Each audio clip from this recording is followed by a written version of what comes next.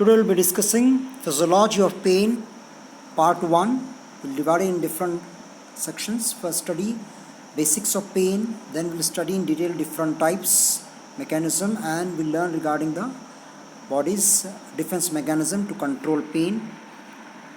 So objectives of today's talk is what is pain, pain receptors, pain pathways, stimulation of the receptor, and types of pain. So to begin with definition, basically pain is one of the most common reasons an individual seeks the advice of a physician is a pain basically. Pain was called by Sherrington the physical agent of an imperative protective reflex. It sounds a warning that something is wrong. So basically pain is not a curse, it is a blessing. It will make you attentive that some part of the body is having some injury by whatever means, maybe a mechanical, chemical or thermal. Please give attention and remove the cause of injury. If you are not made aware of this, that part of the body may face more trouble in the future. So that's why basically pain is a protective response, it's a blessing. Physiology of pain, this is the part of the skin. You can take a section of the skin. So here we can see there are number of free nerve endings are there. So basically these are the basic pain receptors. They are nothing but free nerve endings which get stimulated once there is a distortion. So pain receptor is a free nerve ending also called as nociceptors. These are unmyelinated dendrites of sensory neurons. Their stimuli, it can be simple mechanical distortion by any mechanical object. Thermal, when the skin is heated above 45 degrees Celsius, it can lead to a pain, and very common that is a chemical pain. It is basically secondary to mechanical injury. In fact, because of mechanical injury, chemicals are released inside the body that will lead to stimulation of pain receptor, and there is a further stimulation. Coming to the pathway, which tract carries? If you recall physiology of ascending tract, we have learned in detail that our ventral spinothalamic tract is the one of the main tract which carries pain sensation. So spinal cord lower segment, this is the medulla oblongata, and this is our higher brain, that is here there is the thalamus, and this is our cortex. So from this pain receptor part of the skin, sensory nerve is arising and it is ending in the spinal cord. From here, sensory relay neuron, it starts, immediately cross to opposite side and ascends. Some fibers are ascending in the lateral white column going up to thalamus. Some sensory neuron going in the anterior white column and ending up in the thalamus. From here, radiations and relays are going to the sensory cortex. So this tract is called as spinothalamic tract, and as location is anterior and lateral, so it is anterolateral or ventrolateral tract. Okay, so this spinothalamic tract is the principal pain pathway which carries the pain sensation. First order neuron is ending in the spinal cord. Second order neuron starting from spinal cord, immediately decussation to opposite side, ending in the thalamus. And from thalamus, third order neuron arises and it is going in the sensory cortex. So this is the pain pathway, that is ventrolateral spinothalamic tract. Now basic stimulation of chemical or mechanical. See, there is an injury by mechanical, either by a knife or any other object or scissor. So because of this, now what happens? This part of the skin gets disrupted.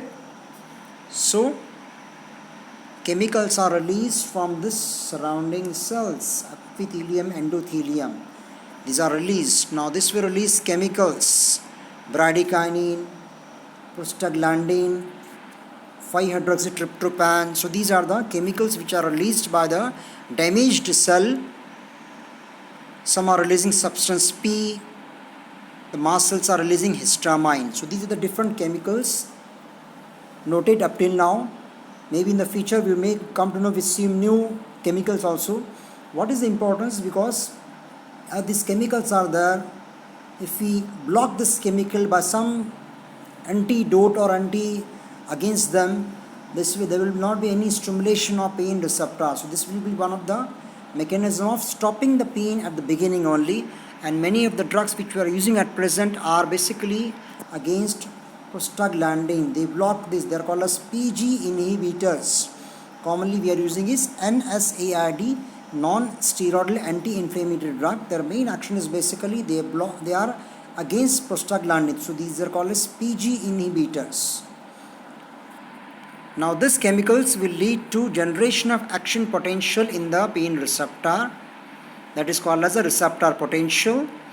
This action potential will travel along the sensory nerves toward the spinal cord, ending in the dorsal horn, making synapse with the sensory neuron. So this is the dorsal horn where it is ending. So here again we can have a second step to block the pain. So that's why it is called as a gate. So if we block here also, that will also alleviate the pain. So why we should learn each and every step of the pain? Because we should know where we can block. If we can block this chemical by whatever means, we are able to stop the pain. So this is the mechanism. So that's why we must know what are the different chemicals released. Some pain is not relieved by by our common drugs. That means it can be that some chemical can be there, maybe because of the toxins of some viruses, bacteria which is released and which is irritating the nerve, and that is not being controlled by our traditional drug. So here again comes our area of research. We can find which are the chemicals released at this ending, maybe by toxin of some virus, bacteria. So we should segregate this chemicals by our different mechanism and try to find how it can be blocked. So that is the one of the way of mechanism of forming the analgesics. Analgesic means drug which can block the pain. So common chemicals which we know up till now is bradykinin, serotonin. The dying cells releases proteolytic enzymes that react with the circulating globulins to form bradykinins, histamine, potassium ions, acids, substance P, prostaglandins. These all enhance the sensitivity of pain ending. So these are the different chemicals which are released near the site of injury, and they are generating receptor potential. Once potential is there, this will travel to from the sensory nerve to the spinal cord. This will travel along our ascending tract.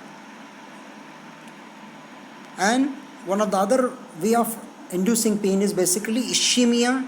Commonly we experience in case of the myocardial infarction, where the coronary arteries are blocked. Now what is the mechanism? Because of block, there is an anaerobic metabolism, because oxygen is not reaching to that part of the muscle. This will lead to formation of lactic acid.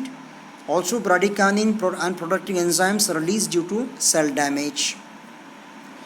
So this will ultimately be carried by our ascending tract. Now coming down to our pathway. So this is our spinothalamic tract.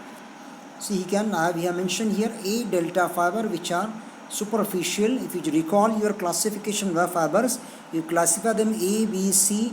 A is having highest diameter, more the conduction velocity. More the conduction velocity, fast will be the conduction. So based on this, again we can categorize type of pains. So this is the fiber which is deep. This is the C fiber. Obviously thin. Thin means it is having a slow nerve conduction velocity. So this is our mechanical trauma which is going to this muscle. So it is a somatic structure. That's why you can see the impulse is carried from here. Now second impulse generated in the second order neuron, which will travel up to the thalamus. Now here you can have the importance of order of neuron. These are the places now we can play role. We can block somewhere here, we can block here, because two different neurons are coming in between. And third, it is generation of action potential, and the thalamic neuron, it is going up to the sensory cortex. The moment it is reaching here, we can perceive the pain.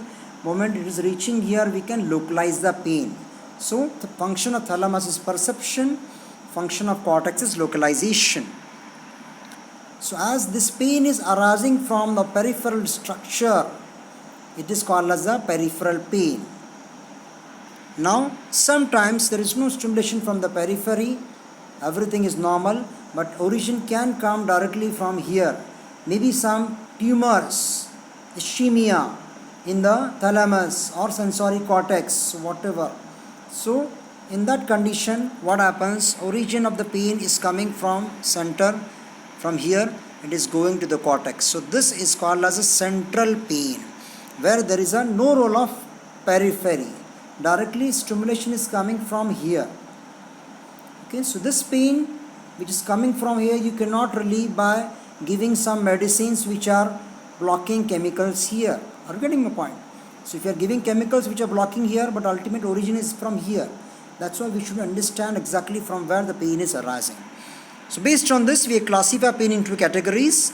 One is a central mechanism arising from the central structure, maybe thalamus and sensory cortex. Other is a peripheral mechanism. Origin is from the peripheral receptor. Now peripheral mechanism, we further classify them based on the site of origin. If it is arising from somatic structure, so this is the embryologically, if you recall, it is a somatic structure. So it is called as a somatic pain. It can arise from our viscera, our stomach, intestine, liver, spleen. So if it is arising from them, which are being innervated by autonomic nerves, so this pain is called as a visceral pain, as origin is from the viscera. Is it clear? So pain arising from the somatic structure is a somatic pain. Pain arising from viscera is called as a visceral pain. Simple definition based on the site of origin of pain. Now for the third category, if you get damage to a nerve, maybe because of a fracture or maybe because of this part of the body is removed, like in case of amputation, in case of diabetic foot, or because of a fracture or because of any other injury, in such conditions, see what happens. This part of the nerve becomes open. So there can be stimulation here which will travel along this. It will go up to the cortex and person will get pain despite absence of this receptor origin. So it is called as a projected pain. If you recall physiology of decoding, we learned that projected pain, based on law of projection, sensory cortex is having a presentation of whole body here, that is called as sensory homunculus. Based on that, we have explained the theory of phantom limb. It means in absence of limb, person is getting a pain. So this is called as a projected pain, which is again a category of peripheral pain only. Now further to go, in case of somatic pain, which is arising from somatic structure, as you know, I have shown here A delta fiber, which is having a fast conducting velocity, C fiber, which is having a slow conducting velocity. Both are coming from somatic structures. So if origin is coming from superficial structures, like here, trauma is very superficial, impulse carried by the A delta fiber, it is very fast, and more superficial, more we are having a better localization in the cortex. Sensory homunculus means, if you recall, part of the body which is having a skilled action is having a more area in the cortex. So this pain is called as a somatic, but it is a superficial pain as it is arising from superficial structure. On the contrary, if the trauma is deep, it will stimulate C fibers which are conducting at a very slower rate because they are having a slow nerve conduction velocity, which will be again further carried by spinothalamic tract. Now this pain which is arising from deep structure is called as a deep pain.